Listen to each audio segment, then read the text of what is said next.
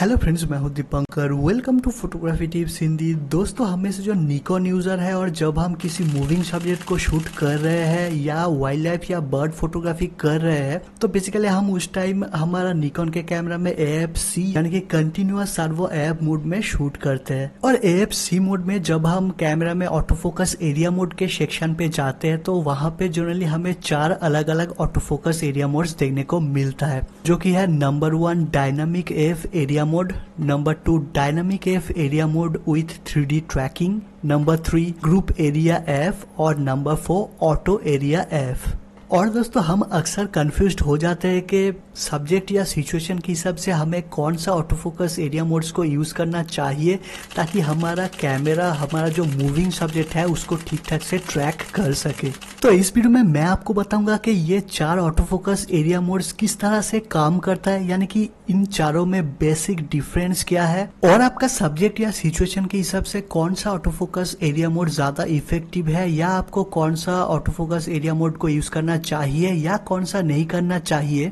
मैं इस वीडियो में इन सारी चीज को बहुत ही प्रैक्टिकली विथ एनिमेशन के साथ एक्सप्लेन करूंगा, तो वीडियो लास्ट तक जरूर देखना। तो वीडियो लास्ट तक देखने के बाद अगर आपको अच्छा लगता है तो प्लीज एक लाइक कर देना, और अगर आप इस चैनल में नए हैं तो प्लीज सब्सक्राइब करके बेल आइकन प्रेस करना मत भूलना। अगर आप चाहे तो मुझे इंस्टाग्राम में भी फॉलो कर सकते हैं, मेरा इंस्टाग्राम लिंक आपको नीचे डिस्क्रिप्शन में मिल जाएगा। तो चलिए वीडियो को शुरू करते हैं।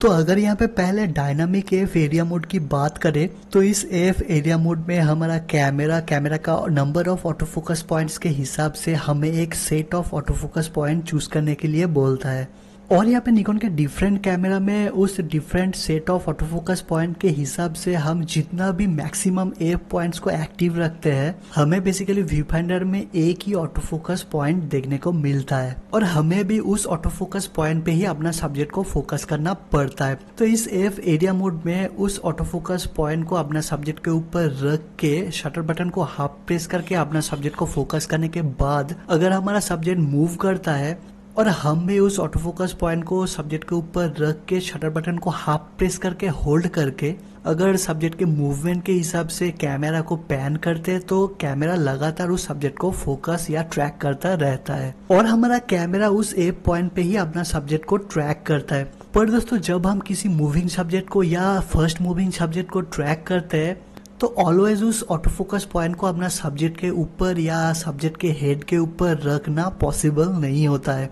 और यहाँ पे कुछ कुछ टाइम सब्जेक्ट उस सिलेक्टेड ऑटो फोकस पॉइंट के बाहर चला जाता है। तो इस AF एरिया मोड में हमारा कैमरा तभी उस सिलेक्टेड ऑटो फोकस पॉइंट के सराउंडिंग ऑटो फोकस पॉइंट्स को यूज करता है जब हमारा सब्जेक्ट उस सिलेक्टेड ऑटो फोकस पॉइंट के बाहर चला जाता है। तो यहाँ पे इस AF एरिया मोड का जो बेसिक प्रिंसिपल है, यहाँ पे आपका कैमरा आपका सेट किया हुआ उस number of active AF point का जो सेंटर ऑटो फोकस पॉइंट है वहां पे ही आपका सब्जेक्ट का फोकस को लॉक करता है और उस ऑटो फोकस पॉइंट पे ही आपका सब्जेक्ट को ट्रैक करता है। और ट्रैक करने के टाइम जब उस ऑटो फोकस पॉइंट आपका सब्जेक्ट से बाहर चला जाता है तो यहाँ पे कैमरा उस ऑटो फोकस पॉइंट का सराउंडिंग ऑटो फोकस पॉइंट्स को यूज करता है आपके सब्जेक्ट का फोकस को मेंटेन रखने के लिए और आपका सब्जेक्ट को फोकस में रखने के लिए। और इस टाइम आप अगर आपका सब्जेक्ट को अपना फ्रेम के अंदर या उस ऑटो फोकस पॉइंट्स के जोन के अंदर रखते हैं और अपना कैमरा का शटर बटन को हाफ प्रेस करके होल्ड करके उस सिलेक्टेड ऑटो फोकस पॉइंट को अपना सब्जेक्ट के ऊपर या सब्जेक्ट के आसपास रखते हैं तो यहाँ पे आपका कैमरा भी आपका सब्जेक्ट को ट्रैक कर पाता है।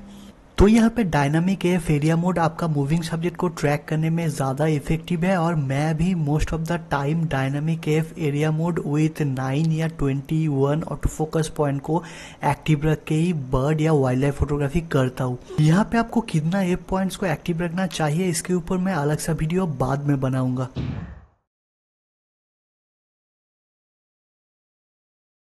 तो अब अगर dynamic AF area mode with 3D tracking AF area mode की बात करें तो यहाँ पे भी आप कोई भी सिलेक्टेड ऑटो फोकस पॉइंट पे अपना कैमरा का शटर बटन को हाफ प्रेस करके अपना सब्जेक्ट को फोकस कर सकते हैं और शटर बटन को हाफ प्रेस करके अपना सब्जेक्ट को फोकस करने के बाद अगर सब्जेक्ट मूव करता है और आप भी उस शटर बटन को हाफ प्रेस करके होल्ड करके रखते हैं तो कैमरा आपके सब्जेक्ट का मूवमेंट के हिसाब से ऑटोमेटिकली उसका AF पॉइंट्स को चेंज कर लेता है ताकि वो आपका सब्जेक्ट को ट्रैक कर सके। और यहाँ पे भी आपको आपका सब्जेक्ट को उस फोकस पॉइंट के एरिया के अंदर रखना पड़ेगा ताकि आपका कैमरा उस जोन के अंदर ऑटो फोकस पॉइंट को चेंज करके आपके सब्जेक्ट को ट्रैक कर सके। या अगर आपका सब्जेक्ट स्टेडी है तो आपका सिलेक्टेड ऑटो फोकस पॉइंट पे अपना सब्जेक्ट को फोकस करने के बाद अगर आप शटर बटन को हाफ प्रेस करके होल्ड करके अपना फ्रेम को रिकम्पोज करते हो और यहाँ पे भी आपका कैमरा ऑटोमेटिकली उसका फोकस पॉइंट को चेंज कर लेता है ताकि आपका फोकस उस सब्जेक्ट पे ही रहे।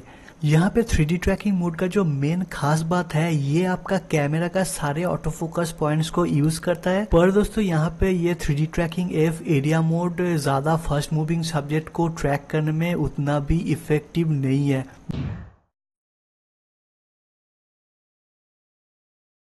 दोस्तों यहाँ पे डायनामिक एफ एरिया मोड और 3D tracking F area mode की बेसिक डिफरेंस की बात करें तो डायनामिक एफ एरिया मोड में कैमरा हमको एक ऑटो फोकस पॉइंट के जोन सिलेक्ट करने के लिए बोलता है। तो यहाँ पे ज्यादातर टाइम हम हमारा कैमरा का जो सेंटर का ऑटो फोकस जोन होता है जैसे कि 9 या 21 वो हम सिलेक्ट करते हैं और अपना सब्जेक्ट को उस सिलेक्टेड जोन के अंदर ही रखने का ट्राई करते हैं। और निकॉन के कैमरा में जनरली सेंटर का जो ऑटो फोकस पॉइंट्स होता है वो generally cross type auto focus points होता है, तो इसलिए वो बहुत ही फास्ट और एक्यूरेट होता है। और हम अगर उस जोन के अंदर अपना सब्जेक्ट को रखते हैं और ट्रैक करने के टाइम हमारा सब्जेक्ट उस सिलेक्टेड ऑटो फोकस पॉइंट के बाहर भी चला जाता है तो उसका सराउंडिंग ऑटो फोकस पॉइंट्स उसको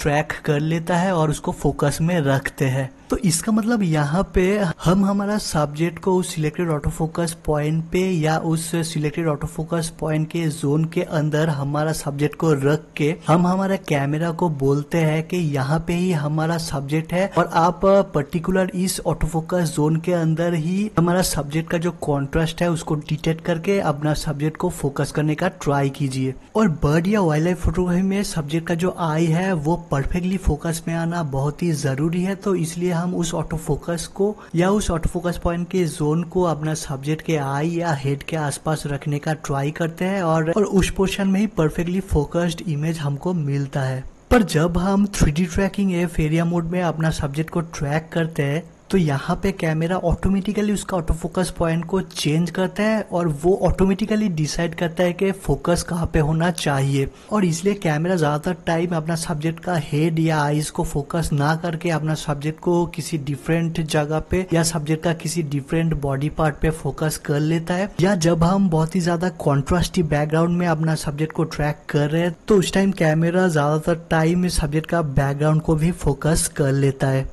और दोस्तों निकॉन इस 3D tracking F area mode में आपका सब्जेक्ट को फोकस या ट्रैक करने के लिए आपका सब्जेक्ट का जो कलर है या जो स्किन टोन है उसको रिकॉग्नाइज करके सब्जेक्ट को फोकस करता है। और इसलिए अगर आप कोई ऐसे सिचुएशन में फोटो ले रहे हैं जहां पे आपका सब्जेक्ट या सब्जेक्ट का बैकग्राउंड का कलर सेम हो, उन सिचुएशन में ज्यादातर टाइम कैमरा आपका सब्जेक्ट को फोकस ना करके उसका बैकग्राउंड को ही फोकस कर लेता है। तो इसलिए मैं बर्ड या वाइल्ड लाइफ फोटोग्राफी में कभी भी इस 3D tracking F area mode को यूज नहीं करता हूँ। और मैं आपको भी रिकमेंड करूंगा कि अगर आप किसी फास्ट मूविंग सब्जेक्ट को शूट कर रहे हैं तो इस 3D tracking F area mode का यूज बिल्कुल भी ना करें।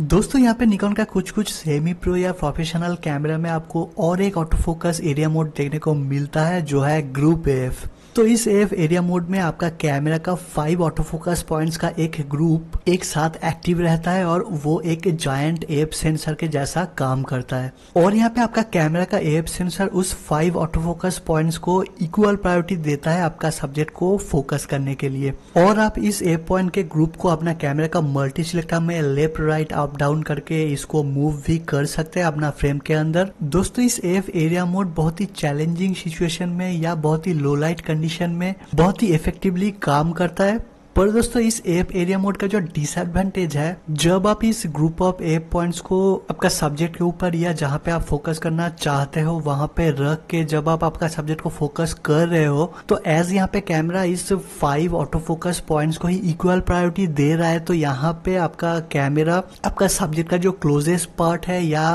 आपका फ्रेम का जो क्लोजेस्ट पोर्शन है वहां पे ही फोकस कर लेता है। एज ए एग्जाम्पल अगर आप इस होपो के फोटोग्राफ्स को देखेंगे तो यहाँ पे majority of the F sensor होपो का जो हेड है वहां पे ही था, पर यहाँ पे बर्ड का जो बीक है वो कैमरा सेंसर से क्लोजेस्ट पोर्शन है, तो इसलिए यहाँ पे कैमरा हेड को फोकस ना करके बर्ड्स का जो बीक है वहां पे फोकस कर लिया है। और दोस्तों जब आप किसी पर्च के ऊपर बर्ड को या किसी पर्च के ऊपर मूविंग बर्ड को शूट कर रहे हो तो यहाँ पे ग्रुप एरिया ऐप बहुत ही अच्छा रिजल्ट आपको देता है, क्योंकि इस सिचुएशन में अगर आपका उस ग्रुप एफ का एक भी एप सेंसर आपके सब्जेक्ट के ऊपर है तो आपका कैमरा आपका सब्जेक्ट का बैकग्राउंड को फोकस नहीं करेगा, आपका सब्जेक्ट को ही फोकस करेगा, क्योंकि यहाँ पे कैमरा आपका एप सेंसर से जो क्लोजेस्ट पोर्शन है वहां पे ही फोकस करता है। दोस्तों इसके बाद आपको और एक ऑटो फोकस एरिया मोड आपका निकॉन के कैमरा में देखने को मिलता है, जो है ऑटो एरिया ऐप मोड। तो बेसिकली यहाँ पे आपका कैमरा का एप सेंसर आपका सब्जेक्ट के कॉन्ट्रास्ट या स्किन टोन को रिकॉग्नाइज करके वो ऑटोमेटिकली एप पॉइंट को सिलेक्ट करता है और वो ऑटोमेटिकली डिसाइड करता है कि आपका फोकस कहाँ पे होना चाहिए। जनरली पोर्ट्रेट के लिए तो ये ठीक ठाक से रिजल्ट दे देता है, मगर मूविंग सब्जेक्ट के लिए ये ज्यादातर टाइम ठीक ठाक रिजल्ट आपको नहीं देता है, तो मैं इस एप एरिया मोड को यूज करने के लिए बिल्कुल भी रिकमेंड आपको नहीं करूंगा। दोस्तों आई होप कि आपको इस 4 एप एरिया मोड का जो डिफरेंस है वो समझ में आ चुका होगा। मैं ज्यादातर टाइम वाइल्ड लाइफ या बर्ड फोटोग्राफी करने के टाइम मेरा निकॉन D7500 में dynamic F area mode with single या 9 या कभी कभी 21 एफ पॉइंट को एक्टिव रख के ही शूट करता हूँ, और कुछ टाइम मैं ग्रुप एरिया एफ को भी यूज करता हूँ। तो आप आपका सब्जेक्ट या सिचुएशन के हिसाब से कौन सा फोकस मोड या फोकस एरिया मोड यूज करते हैं उसके बारे में नीचे कमेंट में जरूर बताना। ये वीडियो आपको कैसा लगा उसका फीडबैक नीचे कमेंट पे जरूर देना। अगर आपका कोई भी सवाल है आप नीचे कमेंट में कर सकते हैं, मैं उसका रिप्लाई जरूर दूंगा। अगर आप इस चैनल में नए हैं तो प्लीज सब्सक्राइब करके बेल आइकन प्रेस करना मत भूलना, और आपको अगर ये वीडियो अच्छा लगा तो प्लीज लाइक कमेंट और शेयर कर देना। अगर आप चाहे तो मुझे इंस्टाग्राम में भी फॉलो कर सकते हैं, मेरा इंस्टाग्राम लिंक आपको नीचे डिस्क्रिप्शन में मिल जाएगा। तो इसमें बस इतना ही, मिलता है किसी और वीडियो में।